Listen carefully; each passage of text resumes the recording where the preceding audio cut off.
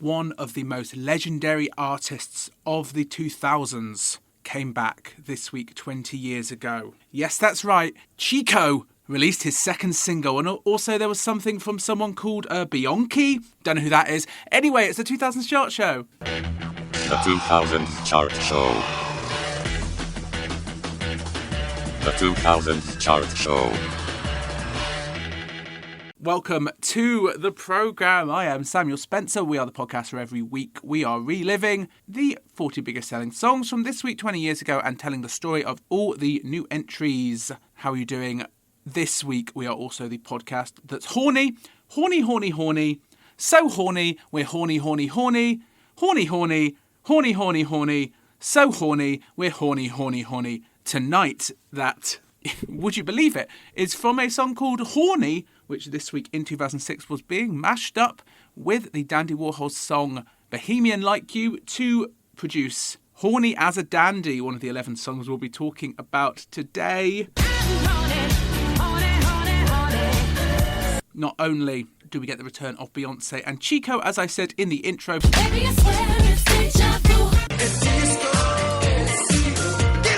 but also the solo debut of one Alesha Dixon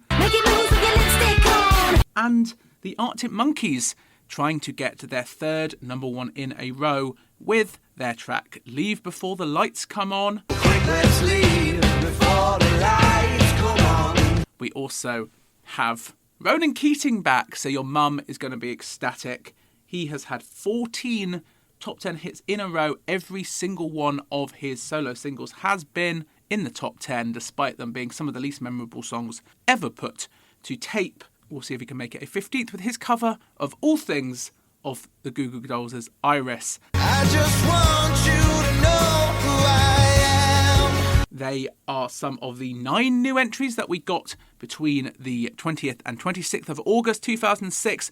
We'll also be talking about 2 songs we didn't have time to talk about last week, Horny as a Dandy by Mousse T and the Dandy Warhols, and another mashup actually, David Guetta versus The Egg, their song Love Don't Let Me Go, brackets Walking Away, all coming up on this show. So let's get into the top 40 from this week in 2006. The top 40. Of course means kicking off with, as the French would say, we do have David Guetta on the show this week, so we should respect French culture. Le Bargain Bin. Bargain Bin. This is the songs that were between 40 and 30 on this week's chart. Songs that flopped and songs that are on their way to the top. We'll see. I think we have 3 of them in this bargain bin. Let's get into them. First, 40. Don't Stop Me Now and Please Please by McFly in their 5th week. Of course, a former number 1 for that. I was reading an interview with the Arctic Monkeys and they said that the first thing they were really excited about when their first single, I Bet You Look Good on the Dance Floor, entered the charts was that it had beaten McFly. They have done it again. 39. We have our first of our 9 new entries, and it's the song I'm going to call my Discovery of the Week, even though I've lost the music sting that we use for Discovery of the Week, so hopefully I've created something right now that you can hear here. Discovery of the Week. I'd assume this band was just another anonymous indie band, of which we have many in 2006, but they're pretty funky, you know? This is an English alternative dance band based in Leeds. Craig Wellington, Stuart Jones, Scott Edge and Matthew Gwilt. This is the Sunshine Underground with their number 39 hit, Put You in Your Place. Unfortunately, their place is the bargain bin. This will be their first and only top 40 hit. This song certainly does feel more figured out than the average bargain bin indie single. Of course, not that it's helping them. They've had 2 songs that have tried to make the top 40 before this and failed, and 2 afterwards that will also not manage it. The band formed in Leeds, named after a song from a Chemical Brothers album, and they are probably the first band we've talked about that we could consider as part of a weird indie subgenre which is about to have its moment in the sun. That is new rave. Think glow sticks, think the cast of Skins, think buying everything in Top Man. Vice, they say that the term new rave was coined by the founder of the Klaxons, Jamie Reynolds, aka Mr. Keira Knightley now. Apparently it was characterised by fast-paced electronica-influenced indie music that drew inspiration from 1980s Manchester and rave scenes, which is a pretty logical thing to do with indie music. We've had a lot of bands like Editors who took inspiration from Manchester bands from the early 80s, like Joy Division. And so, of course, it would make sense that we'd eventually get bands who took inspiration from Manchester in the late 80s, like New Order and the Happy Mondays. And these guys are a perfect intro to that scene because it kind of gets ravier and stupider as it goes along, if you think about the Klaxons. But their influences, the Sunshine Undergrounds, are much more the rock side of things. And they don't quite fit into the fashion. They dressed more like Oasis when everyone else was experimenting with sort of colour and those glasses that didn't have any lenses but did have like plastic lines across them. You definitely owned a pair. And in fact, maybe the Sunshine Underground's problem was that they didn't really follow that playbook. Jamie Reynolds says that the way they dressed was key to their success, told Vice. It was easy to replicate. It wasn't expensive. You could look like us for next to no money and you could come to our shows looking like us and join in. And this is, I think, what makes emo work around the same time, was that it's a look that you can very easily do. You just wear a lot of black, do your hair as big as you can, and you're done, basically. And then you get a lot of teenagers who are looking for a tribe and they find it in new rave. They find it in emo. They're not necessarily finding it with the Sunshine Underground, ending up with the Sunshine appearing in the Enemy New Rave Tour alongside Klaxon, CSS and the New Young Pony Club. They are definitely the lesser of those four bands, but my God, if I could go in a time machine, that might be the one gig that I would go to. But I think what, more than anything, New Rave is an acknowledgement that the indie thing is getting a bit tired. As James Smith told Vice, the fashion was a rejection of that tired, retro, vagabond bullshit that was ingrained in indie music. New Rave at least had more of that masculine-feminine balance, from tenuous little things like me being able to wear a pink Hello Kitty guitar strap to a much greater gender balance in bands. Not, of course, that there was much of a gender balance in the all-male Sunshine Underground, who amazingly, despite never once having a top 40 album, were able to keep going all the way into 2016, at which point they wrote on their Facebook, "We've had the best time ever in the band, but the time has come to announce the end of the Sunshine Underground. 10 years on from our debut album feels like the right time to draw a line under what has been an absolute blast and look to new musical adventures." And so we will look to new musical adventures. There will have plenty of new rave tracks to come. I believe this year we get the first single from the Klaxons and the immortal indie anthem Let's Make Love and Listen to Death From Above by CSS. Two fantastic songs. That'll be exciting to talk about. But that is for another day. For now, we got to talk about Pink with Who Knew. 13 weeks in the chart for that. 38.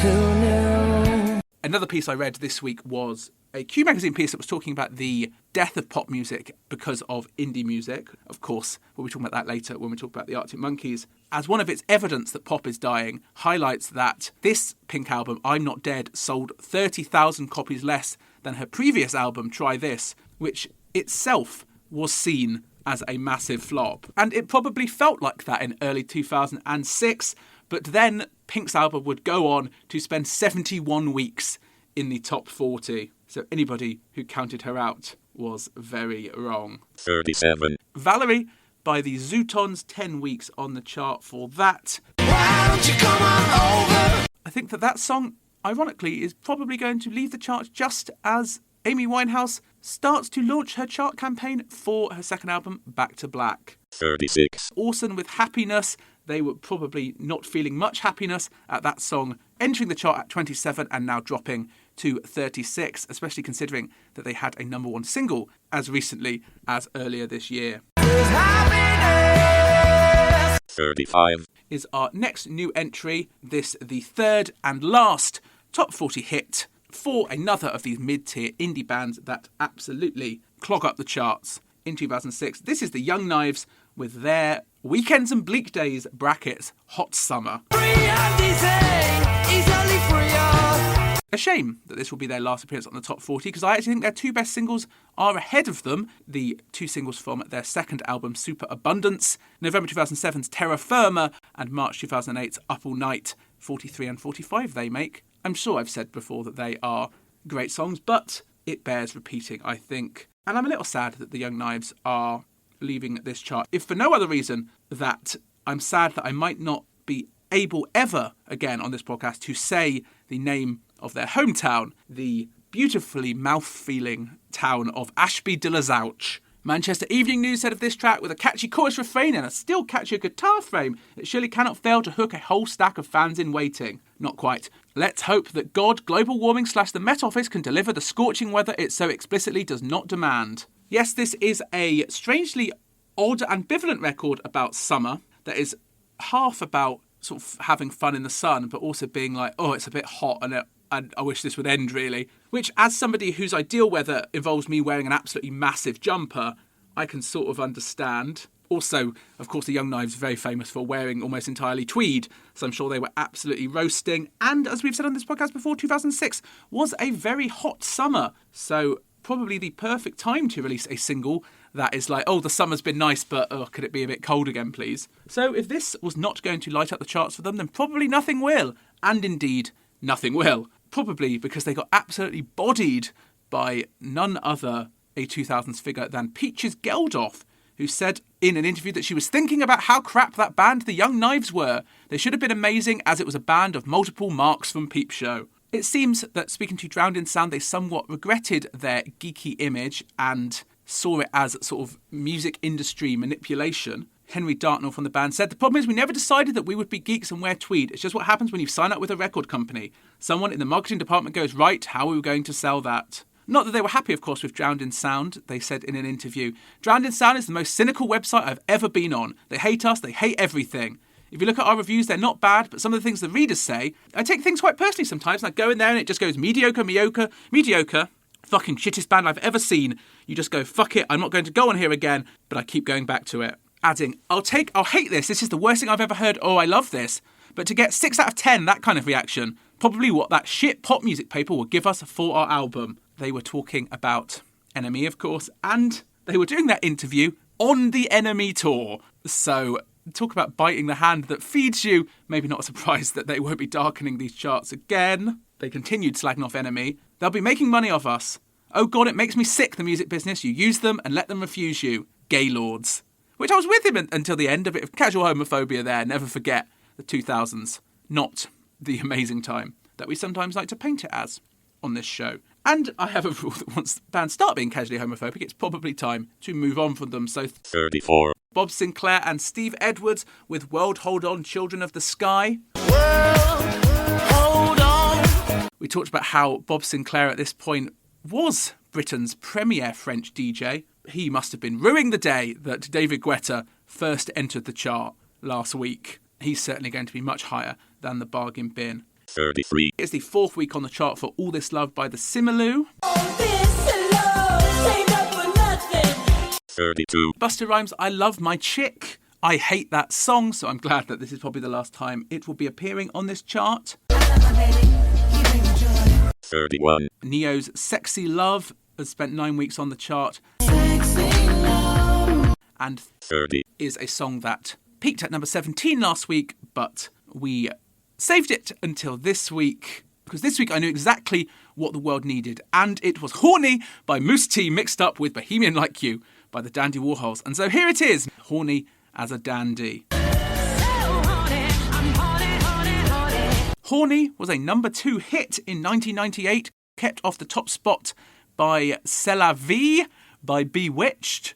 What an incredible week to be alive. Bohemian Like You, meanwhile, a number 5 hit following its use on a Vodafone ad in the year 2000. And so this is the latest appearance of a mashup on the top 40, and I imagine that the Venn diagram of people who are listening to this show and who have seen The Devil Wears Prada is, just a circle. And so I probably don't need to explain to you what the cerulean monologue is from Devil Wears Prada, but it's basically this idea that you can laugh at fashion all you want, but the fact that she's wearing this ugly blue jumper is because of all these decisions that happened in high art, high fashion, and then trickled down through the high street and then into the bargain basement. And that is basically what we're seeing here. That principle in action is happening with Horny as a Dandy. And so the history of the mashup. Some people claim that the first ever mashup was by Harry Nilsson, Ringo Starr's favourite drinking buddy, most famous for his song Without You, Can live if living is without you. He released a song in 1967 called You Can't Do That, which was basically him mashing up a series of Beatles tracks but that's sort of basically just seen as like a novelty. It's really, the two most important sort of early mashups are Marshall McLuhan's The Medium is the Massage, which was basically a record he made to accompany his book, which is all about the rise of the mass media age, and sort of just cuts up a lot of random bits of songs and puts them together. And Grandmaster Flash's The Adventures of Grandmaster Flash on the Wheels of Steel, which is a really important early song in turntablism, sort of DJs cutting and scratching, mashing up records live. And so these are the sort of where the mashup originates, sort of in the world of high art in Marshall McLuhan and the world of sort of experimental music in Grandmaster Flash, being one of the first people who really used turntables in this way. Then eventually we get to the Devil Wears Prada point where it is part of the high art world, and then it filters through to underground club music, and then into pop music, and then into sort of cheap and nasty pop music. And we are very much in the cheap and nasty segment here. We've actually had a number of mashup number ones by this point. The first one was as early back as 1990, where Norman Cook, the future Fatboy Slim, brought together the SOS band Just Be Good To Me with the Clash's Guns of Brixton to create Dub Be Good To Me. 10 years later, we got Toka's Miracle, which brought together I Need a Miracle by Coco Starr and Fragma's Toka Me. So that is the sort of underground club segment of the mashup's life. And then Kylie Minogue brings it to the Brit Awards, mashing up her track Can't Get Out of My Head with Blue Monday by New Order. Then it filters through into sort of, I would say, high-tier pop music, like Sugar Babes have a number one hit with Freak Like Me, bringing together Our Friends Electric by Tubeway Army and Adina Howard's Freak Like Me. And now we are very much in the Dollar Basement Cerulean Jumper era of the mashup. So the constituent parts of this: Horny by Moose T, who is Mustafa Gondogdu, a German Turkish DJ, mashed up with Dandy Warhol's the Portland, Oregon-based rock act. Courtney Taylor, for that is his name, the lead singer of the Dandy Warhols, told Vice of this mashup: "It was exciting, particularly the timing, because the momentum of Bohemian had kind of faded and music was more into the new wave thing. We had no record at the time and it gave us new life. It was fun when it came out, and hearing a chick sing Horny was campy and fun." Moose T, meanwhile, teamed up for Horny with the brilliantly named, basically fake group Hot and Juicy, which was Emma Southam and Nadine Richardson, who were friends who lived in the same tower block in Birmingham. But were they actually the singers? It's quite a confusing picture. So Emma Southam eventually becomes Emma Lanford, and indeed she works again with Moose T. She appeared on the two Moose T singles we talked about on this show before, Is It 'Cause I'm Cool and Right About Now. And so we know what her voice sounds like. And it's definitely her voice, I would say, doing the verses. You got me horny in the morning and you know, oh, oh. Meanwhile, the I'm horny, horny, horny, horny is by Inaya Day, the US singer who got a top 10 hit recently on this show with her track Nasty Girl. So we know what she sounds like, and it's her on the chorus. Which makes me ask, what is Nadine Richardson doing? It basically seems she is doing nothing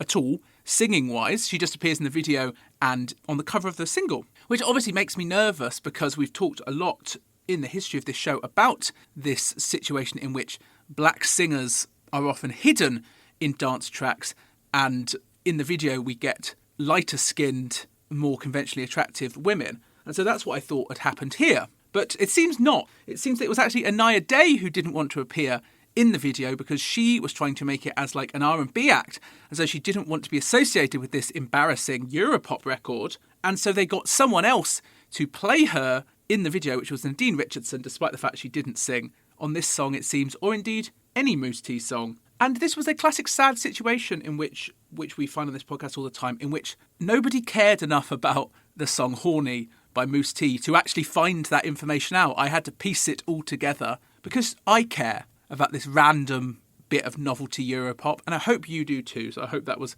vaguely interesting to anyone except myself. And of course, this is not the last mashup we'll be talking about tonight. There's also Love Don't Let Me Go, Walking Away later on in this chart. But for now, let's close the bargain bin with songs still to come: Alesha Dixon, Arctic Monkeys, Beyoncé, Chico, Maria Lawson, Mickey Medell and Jessie, and Ronan Keating. The next of which is at number 24, so let's get there. Pussycat Dolls and Snoop Dogg with Buttons. 9 weeks for that. 29. As I'm reading this chart, I'm seeing something very sad, which is that after saying that Infernals from Paris to Berlin looked certain to join the 20-week club, it has sadly left the chart after 18 weeks. I hope they're glad to take a rest of all that travelling between France and Germany. 28. Wasted Little DJs by The View, 3 weeks on the chart for that. As is Borderline and Michael Gray featuring Shelley Poole, dropping 15 places in its second week in the top 40. 27. Another mediocre dance track of the time is joining it at 26. Supermode, Tell Me Why.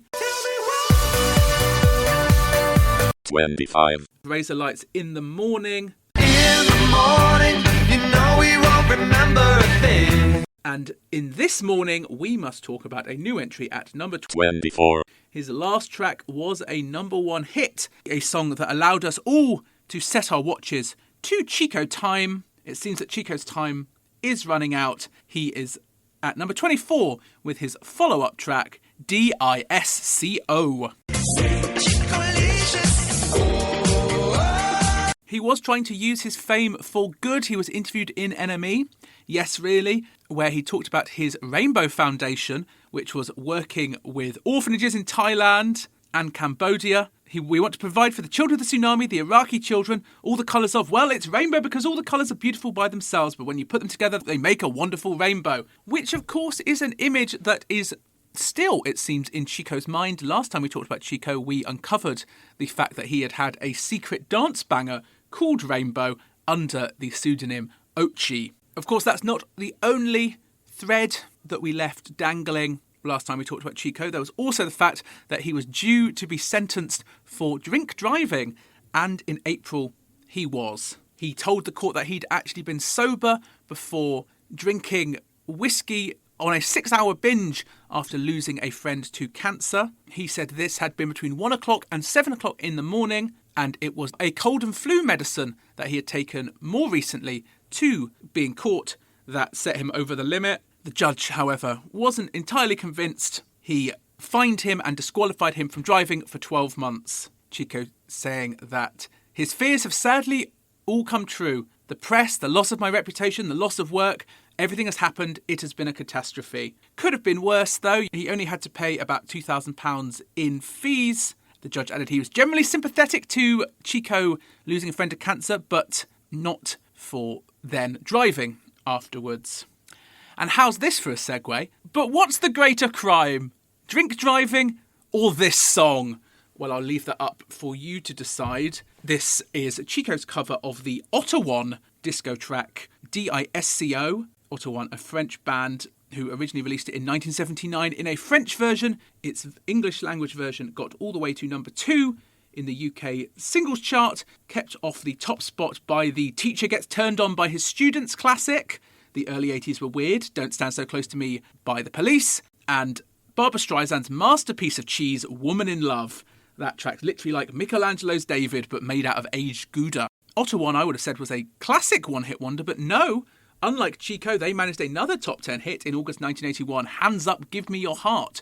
Took them to number 3, but it is DISCO. They are best known for Entrance. Also got it to number 11 in 1997. So the thing that makes this song is its chorus, where it spells out DISCO, and then each of the letters DISCO, they find a word that describes this amazing woman. So in the English version, she is D, delirious, I, incredible, S, superficial, C, complicated, and in its most brilliant element, she is O, and then it goes oh, and back into the chorus. I would say that's better than in the French.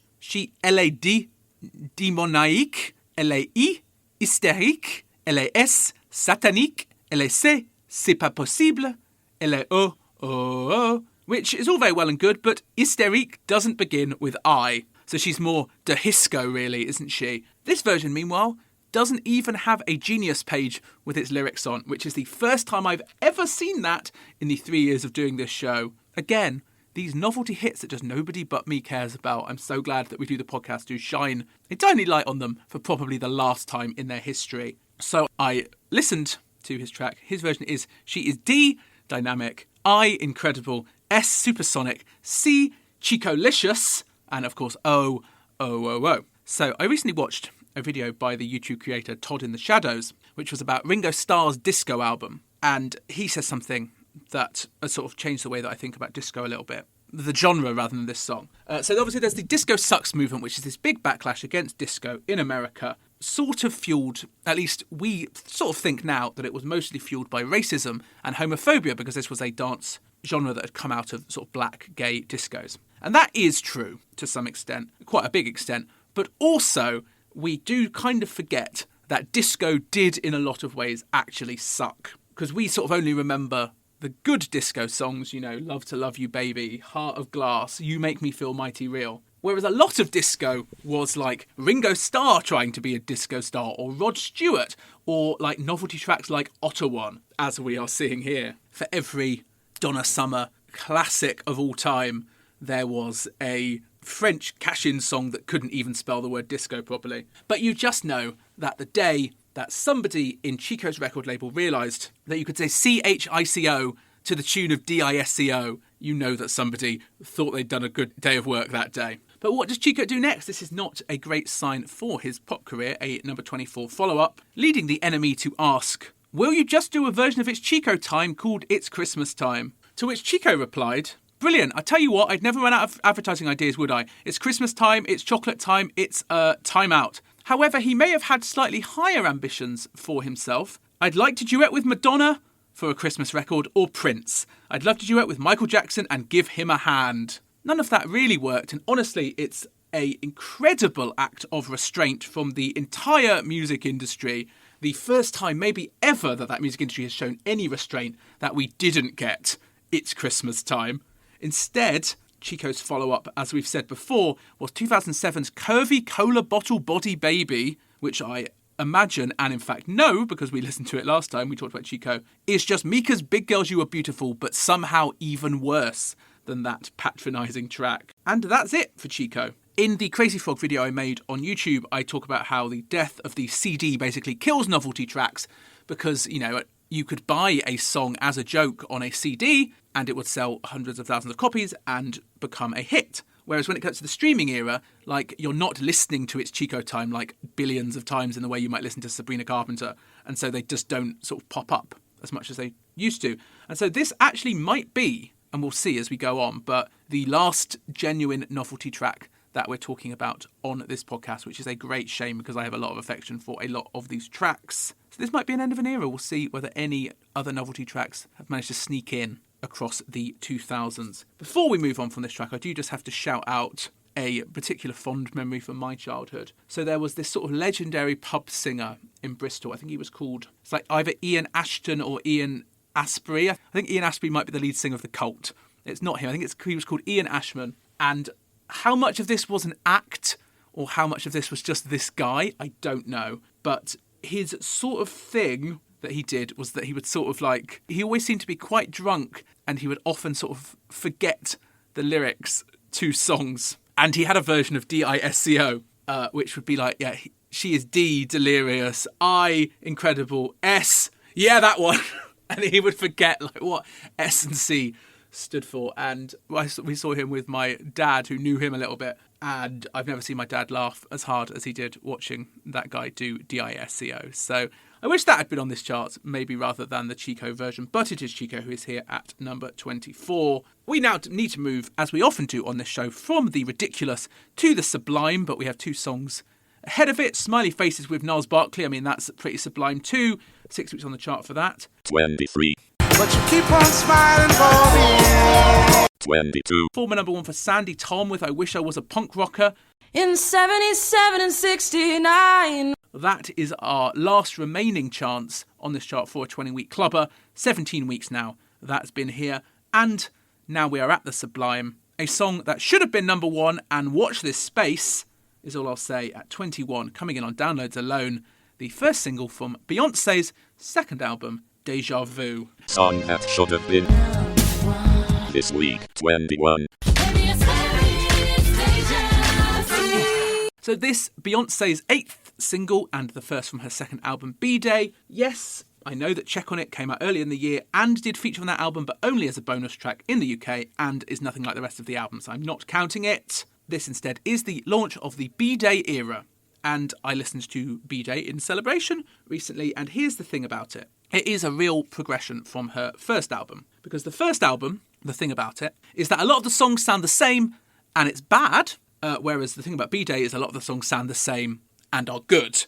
So that is a progression. Eventually we'll get a Beyoncé album where the songs sound different and are good. We're not quite there yet. This song, a collaboration between Beyoncé, Jay-Z obviously, and Rodney Jerkins, aka Darkchild, the legendary 2000s producer, gave us, before the 2000s, tracks like It's Not Right But It's Okay by Whitney Houston, If You Had My Love by Jennifer Lopez, The Boy Is Mine by Brandy and Monica. And I've been thinking a lot about him recently because he was the producer of the Spice Girls single Holla,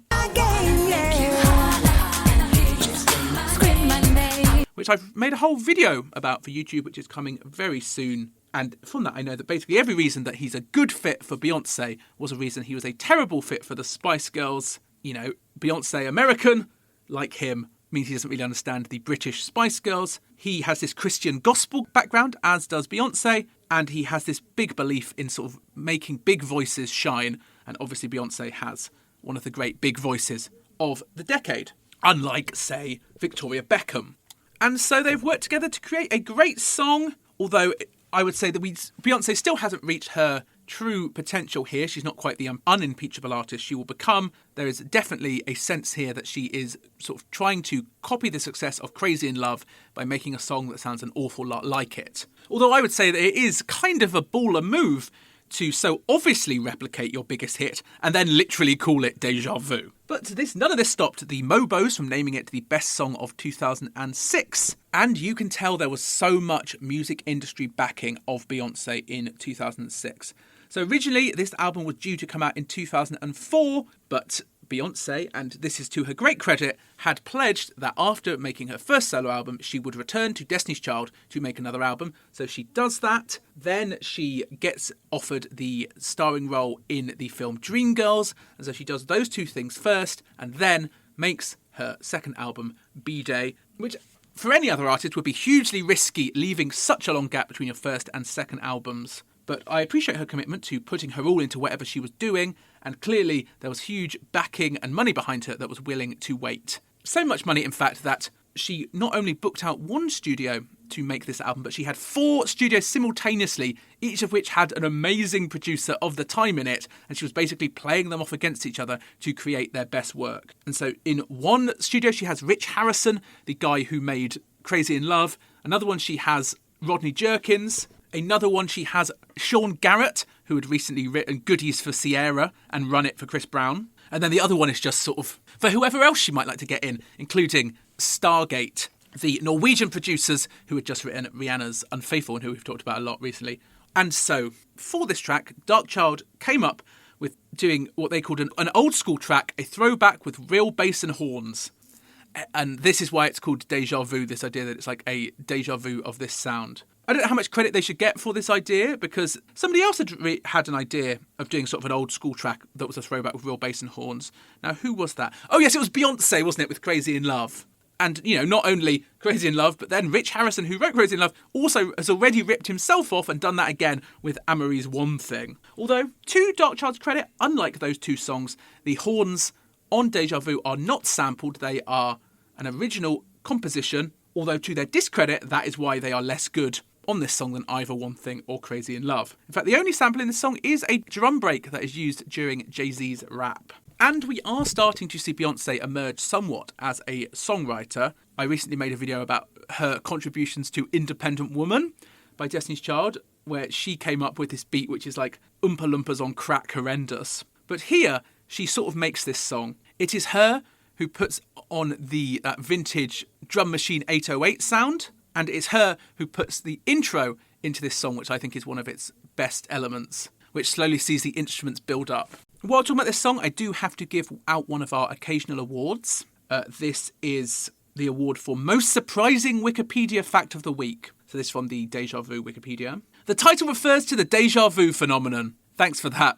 Well deserved, that award. I am so surprised. A little sneak peek for my upcoming Spice Girls video. There's a section in which I tell the story of how the Spice Girls are actually the reason why Say My Name was written, because they took Darkchild to a club in London that was playing two-step garage, and the original version of Say My Name was a garage track inspired by that. And now Beyoncé is returning the favour to another British girl band. It was Jade Ewan performed this during the Eurovision Your Country Needs You selection for Eurovision show, and of course, without that, would she have ever become the last and, sorry Jade, worst Sugar Babe? Probably not. So we're going to have lots of chances to talk about Beyoncé. This is the first of 5 singles from this era, including 2 #1 singles. The next time we'll get to talk about her will be Irreplaceable in October. We need to head straight into another song from an R&B act slightly less well regarded than Beyoncé, I think it's fair to say. 20. Starting the top 20. The top 20. A new entry for Maria Lawson with Sleepwalking. Could this be history? Maria Lawson, X Factor fans may remember, was the 5th contestant eliminated from the X Factor Season 2. And I'm sorry, Maria, you seem like a perfectly nice woman. Stinker of the week. You've left it too late. You got eliminated too early to launch a pop career, for one thing.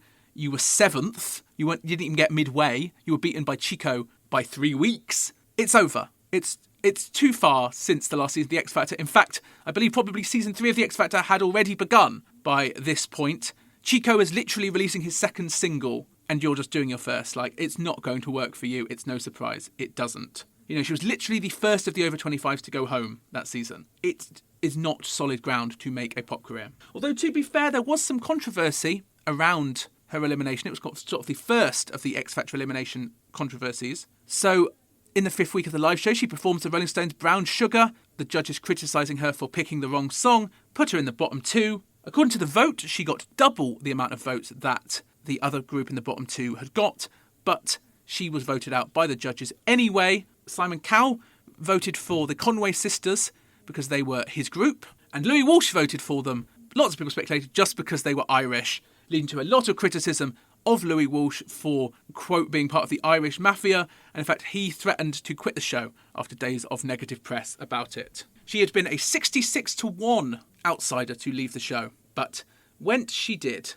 leading to her being approached by 3 record labels. Releasing this track, it did get A-listed on Radio 2, but could only make it to number 20. The Wikipedia says, it was later revealed that had the UK single chart's recent inclusion of downloads been deducted based on physical first-week sales, Sleepwalking would have charted inside the UK top 10. But that's sort of a redundant thing to say, isn't it? Because downloads were part of the chart, so it didn't. You know, you could be like, oh, if only vinyl sales to basic bitches who've just bought their first record player were counted, then Rumours by Fleetwood Mac would be number 1 every week. But they're not the only sales counted, so it isn't. You know, we count all the sales, which is how it should be. Following that, she appeared in the female lead role in the West End production of Thriller Live. And I'm sorry, what do you mean female lead? Why does a Michael Jackson review need a female lead? But it did, and indeed it did provide steady work for at least 2 reality TV show rejects, both Maria Lawson and Zoe Burkett from Pop Idol, who also released 1 single, the actually pretty good Treat Her Like a Lady, which I bought with my own money,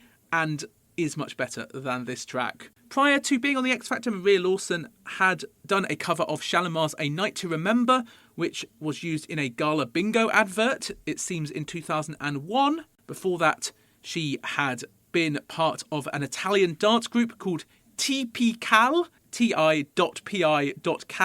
Had a few hits in Italy, but none here. She went on to become a session vocalist, did backing vocals on Out of Reach by Gabrielle and Gabrielle's Don't Need the Sun to Shine to Make Me Smile. Also did backing vocals for Kelly Clarkson and Lamar, among others. She actually had appeared on the charts previously. She was the featured artist on Yamanda's track You're Free, a number 22 hit in 2003. She had actually auditioned for the X Factor in 2004, but was rejected by Simon Cowell during boot camp. Of course, got onto the 2nd series of the show, and her version of You're Beautiful by James Blunt did get the most public votes 1 week on the show. Hence why it is the B-side on this very single. But sadly for Maria, her album was released at the end of August and could only make it to number 41. However, there was one silver lining, which was that she had signed a lingerie deal with Bravissimo, which would weirdly continue in 2010. She also did a lingerie deal with Bra Stop.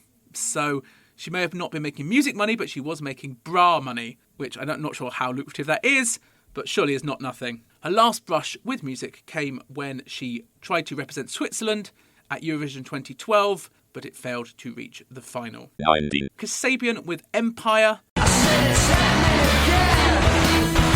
18. Is She Moves in Her Own Way by the Kooks. She moves in her own way. 17. Paolo Nutini's Last Request. Grant my last request and just let me hold you. 16. Paris is telling us that the stars are blind. Even though the gods are crazy. And at 15. a major chart momentum is interrupted and will never again be regained. So this is Ronan Keating's first single to miss the top 10 after 14 straight top 10 hits, which is surely the most of any boy band member turned solo artist. In fact, it almost certainly is, because Robbie Williams actually missed the top 10 with his 4th single as opposed to his 15th. This is Ronan Keating at 15 with his cover of the Goo Goo Dolls' Iris. And I don't want the world to see me. He sort of deserved to miss the top 10 because he had no business covering this song. And indeed, that's it for Ronan Keating. He will never again have another top 40. One mistake and he's done. Although, of course, he does go back to Boyzone after this.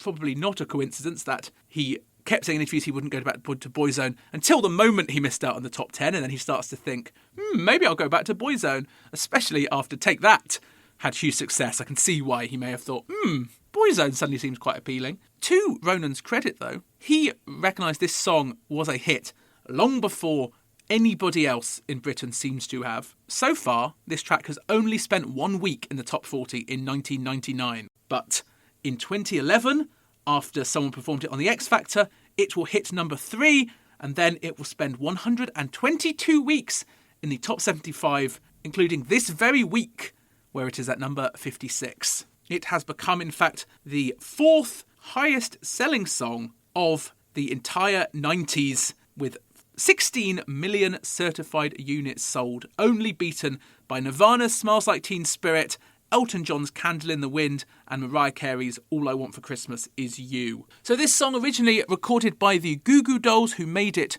for the film City of Angels, in which Nicolas Cage plays an angel who is like the guardian angel of Meg Ryan. It's the 90s, you need to get some big names on your soundtrack. So they invited the Goo Goo Dolls and they invited Alanis Morissette to make songs for the film. Alanis Morissette provided the song Uninvited, which is weirdly going to become a dance hit in the UK very soon when it's re-recorded by the Freemasons. And the Goo Goo Dolls came up with Iris, as John Rzeznik, the singer and songwriter of the band, told The Guardian. They wanted a song for the scene where the angel played by Nicolas Cage decides to become human to be with the woman he loves. That's the Meg Ryan role. Spoilers for a film you've never heard of and we're never going to see. I thought, what would I say to her if I were him? As for the name Iris, it doesn't actually appear in the song. They picked it basically at random out of the concert listings in the LA Weekly newspaper. It's then spent a then record of 18 weeks at number 1 in the Hot 100 airplay charts in the US, meaning it was the most played song on radio for 4 months straight. But there was a rule on the Billboard charts at the time that you needed to chart on those charts to have a corresponding physical single. The rules changed, however, towards the end of its run, leading for it to peak at number 9 on the Billboard Hot 100. In the UK, it only spent 1 week in the top 40 before it appeared on The X Factor when it made it to number 3. And then in 2013, it also then recharted at number 12 after being covered by someone on Britain's Got Talent. Though it was a slow climb for this song to become a huge hit in Britain, in America in 1999, it was nominated for Record of the Year, maybe the all-time great year for Record of the Year at the Grammys, where I would say absolutely the worst song won. So the nominations were You're Still the One by Shania Twain, Madonna's Ray of Light, Goo Goo Dolls' Iris, Brandy and Monica's The Boy Is Mine, and the winner, Celine Dion's My Heart Will Go On. Every time you think this song is going away, it just comes back again. It left the Billboard charts, and then it appeared in the 2024 film Deadpool and Wolverine. This is the Goo Goo Dolls version, of course, not the Ronan Keating one. And then it re-entered the Billboard charts. Goo Goo Dolls said they actually had never heard of Ronan Keating until they played this song in the UK, joked that it was a song by Ronan Keating, and the crowd booed. When they were at the Grammys, the Goo Goo Dolls knew they weren't going to win anything, and so wore t-shirts saying, I was nominated for 3 Grammys and all I got was this lousy t-shirt. Whereas Ronan could wear a t-shirt saying, I will never again have another top 40 hit, and all I got was not even a lousy t-shirt. Never again. A top 40 for Ronan. But I guess the question isn't really why did he lose his chart potential so suddenly, but more like how the hell did he maintain it for so long, despite releasing an endless stream of the most maudlin, sludgy ballads that make Westlife look like Nirvana. Not, of course, that he wasn't capable of a good song. I think When You Say Nothing at All and Life is a Roller Coaster are both songs that have kind of stood the test of time. And Lovin' Each Day is even fun and upbeat, which he would never be again. But we will never be talking about him again on this show as a solo artist, but we will be talking about a new Boyzone single at the end of 2008. And to be fair to that song, it is better than anything he's done in half a decade. But we'll get there in the future. First, at 14, we have a song that... Do you know what? Beyoncé doesn't need my endorsement, does she? I'm taking her should have been a number one title, and I'm giving it to this track, which should be listened to more, and I think it should have kicked off a very different solo career for this person. This is Alesha Dixon, and this, at 14, a new entry, Lipstick. Turn it up with your jewelry on. Make it moves with your lipstick on. Probably Alesha Dixon thinks that it's probably a good thing that this didn't quite work. You know, had Lipstick worked, she probably wouldn't have done Strictly next year, which she wouldn't have won. She wouldn't have become a Strictly judge. And then, of course, she wouldn't have become a Britain's Got Talent judge. She would have been just another ex-pop star making ends meet, rather than surely a multi-millionaire who is never off our televisions. But still, the pop lover in me is sad that this early attempt at Alesha Dixon's solo career didn't work, because I think what she did here is better than what anything she would do later on, as much as I like the song The Boy Does Nothing and no other song that she did after that. Maybe a mistake to kick off with a guitar-led song. I can see that she wants to draw a line between her work with Mystique and this, but you never in a million years think Alesha Dixon and think riffs. And certainly you don't think about songs that feature no rapping whatsoever. But I wish that Mystique fans had been a touch more open-minded, because I think it really works. There's a fun, new wavy energy to this song, which I wish had been more appreciated. There was some good talent behind it. Co-write with Andreas Bagg and Pia Astrum, who we talked about recently as the co-writers of Madonna's Get Together. You may remember, Anders was the guy who ended up as a Swedish pop idol judge, and Pia was the guy who produced all the music for Glee. I think key to this track, though, is Anders' work as a songwriter on the Janet Jackson track All Night Don't Stop, which this track definitely owes a sonic debt to. Alesha Dixon, born in Welwyn Garden City, in the suburbs of London. Her parents split up when she was 4, leading to her mother getting in a relationship with an abusive partner, leading Alesha to make a BBC 3 documentary called Don't Hit My Mum. And obviously it's a terrible thing that happened to Alesha and her mother, but my God, BBC 3 documentary titles, please never change. She dreamed of becoming a PE teacher and going to Loughborough University, but while taking dance classes in London, she was approached by a talent scout who was forming a group. She also got her friend from dance school, Sabrina Washington, involved. They also pinched Sue Elise Nash, a girl who was auditioning for another group. They were initially a 4-piece with Zena McNally called Mystique, released their first single Y in January 2001, which wasn't noticed until it got a garage remix, which got to number 8. Zena McNally leaves, and we get the classic Mystique trio, whose second single, All I Want, a number 2 hit behind Shaggy's track Angel. Mystique had split up, though, in 2005, around the same point that Alesha Dixon married Harvey from So Solid Crew, and Alesha Dixon signed a $500,000 free album deal with Polydor Records, who clearly thought they had a star on their hands. She worked with some of the best producers in Britain at the time. Brian Higgins from Xenomania, Paul Epworth, who of course goes on to produce Adele, Richard Stannard, who had written most of the Spice Girls stuff. Although there was some shakiness, initially there was going to be a different lead track from this album called Superficial, but then Lipstick was chosen. It flopped, as did its follow-up track Knockdown, which missed out on the top 40 entirely, even though I think it's a great track, one of the great forgotten Xenomania tracks. Only went to number 45, leading to her being dropped by her record company in the same month in which she divorced her husband because she learnt that he had been having an affair with Javine, of course leading to maybe the most iconic moment of television in history when Jamelia, on Nevermind the Buzzcocks, said, "She's a relationship ruiner. Javine is a slag." Jamelia. Oh dear. That was actually about Javine But Jamelia talking about Javine. Jamelia, outspoken Jamelia.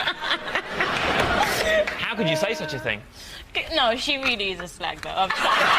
We can't be feeling sorry for Alesha Dixon, although she will have no more charting singles until The Boy Does Nothing in November 2008. By that point, she will be a huge star again. She had been sceptical about doing Strictly. She said there's always this preconceived idea that people do reality TV shows because they want to kickstart their careers, whereas I was actually worried that it would affect it. Which, I mean, you didn't have a record deal, Alesha Dixon. Like, what were you doing other than trying to kickstart your career? But nobody, actually probably, it's arguable that nobody has better kickstarted their career off a reality TV show than Alesha Dixon. A story we will tell in our 2008 series. But we have to head into the top 10. 13. Another former number one, Smile by Lily Allen. It's only because you're feeling alive. 12. Snow Patrol's Chasing Cars, which spent 1 week in the top 10 last week. Surely the last time it will ever appear in the top 10. It's sure to just now drop off the chart and never be heard from again, of course. 11. Rogue Traders with Voodoo Child. You are my voodoo child, my voodoo child. Taking us into The top 10. 2 new entries still to come. Mickey Modell and Jessie's Dancing in the Dark. Arctic Monkeys' Leave Before the Lights Come On. We'll also be talking about a song from last week. David Guetta and the Eggs. Love Don't Let Me Go, Walking Away. So let's kick off by talking about one of those, a new entry at 10. Another anonymous dance track from Mickey Modell and Jessie. This is Dancing in the Dark. I've been dancing in the dark. Mickey Modell, born Michael Modine, a Belfast-based DJ who was named the DJ of the Year in Ireland in 2000. I mean, not to be rude to Ireland, but is that a hard-fought competition, really? Bicep accepted, of course. Great DJs. Mickey Modell's biggest credit so far was doing a remix of Eamon's Fuck It, I Don't Want You Back. And seeing the title of this track, I was very worried it would be a bad filter house take on a Bruce Springsteen song. The yet another lazy dance cover of an 80s track that we've had on this chart again and again. Especially bad for me, as for whatever reason I have always deeply despised the track Dancing in the Dark by Bruce Springsteen, without really knowing why. But no, to be fair, this is a remix of a different track called Dancing in the Dark by the Belgian singer Jessie, born Jessie de Smet, a Flemish singer, started her career as a member of a Belgian dance act called The Mackenzie, who had a number of hits in Belgium, their biggest hit being a number 4 hit called Falling in Love in 1998. However, they did not make the translation to the UK, although she did have a hit in 2003 with Look At Me Now, which got to number 29 here in Britain. And that's really is all there is to say about her.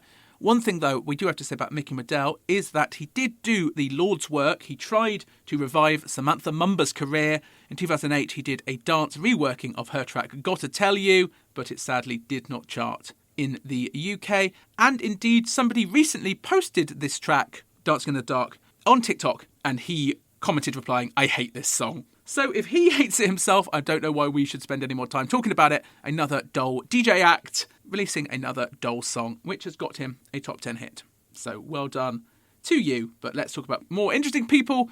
Rihanna at number 9 with Unfaithful. 9. He knows I'm unfaithful. You Give Me Something by James Morrison is at 8. Give me something. 7. Christina Aguilera staying firm in the top 10 with Ain't No Other Man. Ain't no other man can stand up next to you. As is Cassie with Me and You, which is entering the top 10 for the first time. It was at number 23 last week, now peaking at number 6. Cascada, Every Time We Touch at 5. Every time we kiss, I reach for the sky. 4. Our next new entry, following up 2 number ones in a row with a respectable third single at number 4. This a leftover track from their first album, the last single they will release before second album Favourite Worst Nightmares. This is the Arctic Monkeys with Leave Before the Lights Come On. 'Cause then you don't have to see. Just over a year ago, their biggest ambition had been to play a gig outside of Sheffield. They've now come back from an American tour. At one point, this track was earmarked to appear on the Who the Fuck Are the Arctic Monkeys EP, which was released a few months ago, but they thought it was good enough to justify being a single on its own. And the Arctic Monkeys spearheading the way for indie music to starting to take a lot of ground from pop music. So this is according to Q Magazine, 2002 saw 52% of the single sales market being taken up by pop artists compared to 13% for guitar bands. Now they are getting much more even. Pop music 34% of the market and rock 24%, as pop basically got besmirched by a lot of bad talent show acts. And meanwhile, acts like the Arctic Monkeys breaking the record for the fastest selling debut album of all time. Also this album, the second fastest selling debut indie rock album in American history. Alex Turner said of this track, Leave Before the Lights Come On feels very much like it could have been on the album, so we're going to put that out as a single. I remember it's the last song that I wrote about that sort of time, going out and that. My life's not really like that anymore. Also is the first song featuring new Arctic Monkeys bassist Nick O'Malley. They have just said goodbye to their original bassist Andy Nicholson, who will eventually become the bassist for Reverend and the Makers, which is a little like leaving ABBA to join Bjorn again. This song nearly a Canadian number one. Of all things, it was only kept off the Canadian top spot by just 15 copies, beaten by a track called Meant to Fly by Eva Avila, which I've never heard of in my life, and maybe never will. So he missed out on their American tour due to fatigue following an intensive period of touring. That was the official band line. But by June it was announced he was no longer part of the band. They initially made it sound like it was very much agreed that he would leave. Nicholson in 2019 said that very much wasn't the case. His departure was a huge shock for him, and it led to numerous struggles with his mental health, although he has said that he is now on good terms with his former band members. They are certainly not the last band to realise that they're suddenly hugely successful, and to go where they need to go, they may need some members who are slightly better musicians than the people that they have at the moment. Although I'm not sure, I can't speak to Andy Nicholson's bass talents. I've never particularly noticed amazing bass work on the Arctic Monkeys albums, though. The Arctic Monkeys have said that they have stopped playing this live because they heard a cover version of it by the Gym Class Heroes that was so bad that it ruined the song for them forever. But this song's still, I think, a cult favourite among Arctic Monkeys fans, and I think it's a good move of the Arctic Monkeys to stop anticipation for their second album by releasing a few bridging releases, like the Who the Fuck Are the Arctic Monkeys EP, and this, so as not to put too much pressure on the first single from the second album. I mean, you do need a lot of confidence to do that, because you're basically wasting a track here that could have been on your second album. But if you had songs pouring out of you like Alex Turner seemed to have around the mid-2000s, you could get away with it. And we will not have long to wait indeed until that first single from the second album. That will be Brian Storm, which comes in spring 2007. For now, though, the Arctic Monkeys' 3 top 5 hits. Being beaten, though, by somebody getting their first ever top 10 will eventually go on to have a arse-clenching 7 number 1 singles. This song, last week at number 28, now here at number 3. Welcome to the top 10 for the first, and certainly not last time, David Guetta. He is with The Egg and Love Don't Let Me Go, Walking Away. So Love Don't Let Me Go had originated as a song by David Guetta alongside his longtime collaborator Chris Willis, who appears on most of his early tracks. Only made it to number 46 in its original version, although it did get all the way to number 2 in Hungary. But here it's being mashed up with the DJ Toka Disco remix of the Egg single Walking Away, and coming all the way into the top 5. Although I want to talk a little bit about Chris Willis first. This is a little tangent, but it's worth it for me. So Chris Willis met David Guetta when he was in France working with a French boy band called 2B3. He was their vocal arranger. 2B3, of course, a double entendre combining to be free, as in to be like liberated, and also the fact that there be 3 of them. Of course, it didn't really work because they were a French boy band, so people would call them Deux Bitois, which doesn't make any sense whatsoever. But I'm a little bit obsessed with them now. They were signed after being noticed in a modelling contest on French TV. They released a French cover of Never Gonna Give You Up by Rick Astley called Toujours là pour toi, Always Here For You. And they had a song on the Rugrats in Paris soundtrack, which is a incredibly odd soundtrack. It features them. It features a solo track from T-Boz from TLC. It features Jerry Halliwell covering These Boots Are Made For Walking. It has Who Let the Dogs Out on it, and a Sinead O'Connor track. Very strange. And one of its greatest songs is a 2B3 song called What Else? Excuse My French, which is boy band cheesy brilliance. check it out. I really recommend it. So that's a little tangent about Chris Willis, who will work with David Guetta until he can drop him to work with some of the most famous people in the world. Although, to be fair, he did still work with Chris Willis on a number one hit in the UK, Getting Over You. So he was loyal to Chris Willis. The Egg, meanwhile, were an electronic dance music band, Ned Scott, Math Scott, Paul Marshall and Matt White, whose biggest claim to fame was recording the theme tune to the ITV series At Home with the Braithwaites, a drama about a family who win the lottery. They try to cash in on this version of that track, getting into the charts, but their set of remixes can only get to number 56. This song reached the top 5 after appearing in a Citroen C4 ad, I think making it the first song from an advert to hit the top 40 since that Nina Simone Yogurt song we talked about earlier in the year. And of course, it is David Guetta's first top 10 hit, but there isn't really a sign that he's about to become one of the biggest forces in music. This is only his second top 40 charting single after 2003's Just a Little More Love. He will release another single in July 2007, which will do sort of mediocrely. Then he'll release 3 flop singles in a row that miss the top 40, and you're like, this David Guetta thing's not going to happen. And then he comes back with a little song called Love Takes Over and ends up having 3 number ones in 2009, 3 of the 7 that he had. And they do include some of the worst songs ever written and some good songs like When Love Takes Over. But then Getting Over You, Sexy Chick, one of my least favourite songs of all time, The Club Can't Handle Me, Titanium, a song I've literally never heard of in my life called Lovers on the Sun from 2014. And just as you think it can't get worse, he does his fucking horrendous version of Blue Dabba Dee called I'm Good with BB Rexha in 2022, giving him his 7th and final, hopefully, number 1. In the meantime, selling 65 million singles globally, 40 billion streams, getting voted the greatest DJ in the world in 2011, 2020, 2021, 2023 and 2025. Billboard also in 2013 called his track When Love Takes Over the number 1 dance pop collaboration of all time. A song that will be a number 1 hit here, but insanely and unfairly will only peak at number 76 in the US. Making David Guetta incredibly rich, he sold his music catalogue in 2021 for anywhere between $100 and $150 million. But still, my favourite thing I learned about him this week is that he is the Frenchest man of all time. His first name is secretly Pierre David Guetta, who had been DJing in Paris since at least 1987 after hearing legendary house pioneer Farley Jackmaster Funk on French radio. Following year, he started launching his own club nights.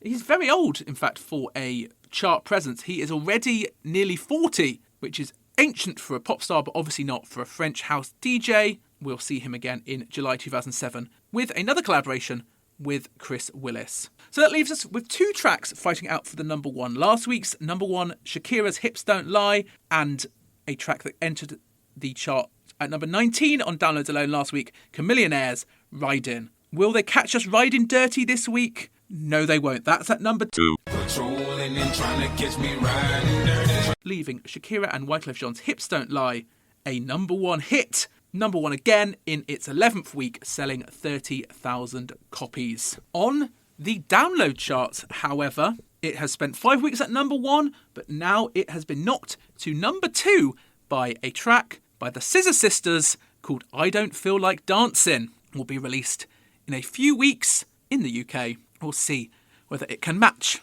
its download prowess. Meanwhile, on the album charts, Christina Aguilera getting her first ever number 1 album with her 3rd Back to Basics. Its only competition was a Best of the Mama and the Papas and the first album of flop indie band Captain, but nevertheless a great achievement for Christina Aguilera, number 1 on the album charts. But back to Shakira. She has been dominating these charts for some time now, 11 weeks, as we said, but she's about to get some bigger competition. Next week sees the return of Justin Timberlake with a little track called Sexy Back, as well as singles from The Feeling, who remain the biggest act on radio in Britain in 2006. Pink is back with another single, as are Pharrell, Missy Elliott, and the solo debut of Tom York from Radiohead in the funkiest song he has maybe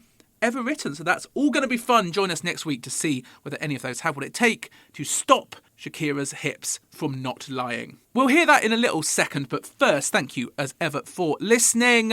A quick plug for the Patreon, since we have lots of stuff coming there in the coming weeks. We are doing a bonus episode where we'll talk about the 4 new entries that we missed while on holiday. That's coming very soon, as is early access to my video all about the Spice Girls Holler and how it was the song that finally killed the Spice Girls. It's the longest video we've done so far, half an hour of Spice Girls-y goodness. We'll also be doing a follow-up video to that, exclusively for the Patreon and members of the YouTube, looking at the chart battle between Emma Bunton and Jerry Halliwell.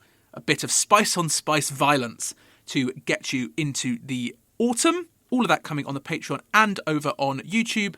Meanwhile, any other place where you can get our content, check out our website at the 2000s chartshow.wordpress.com. Any liking, recommending, subscribing, positive reviews you can give of us, hugely appreciated, really help other people discover the podcast and help justify all the time I spend finding out what really happened with Moose T's Horny, which I think is a service to the nation. So any help you can give me doing that, hugely appreciated. But I will leave you with one of the greatest songs of 2006 and indeed of the entire 2000s. Number 1, yet again, Shakira and Wyclef Jean's Hips Don't Lie. Have a great week, and I'll see you very soon for more 2000s pop goodness.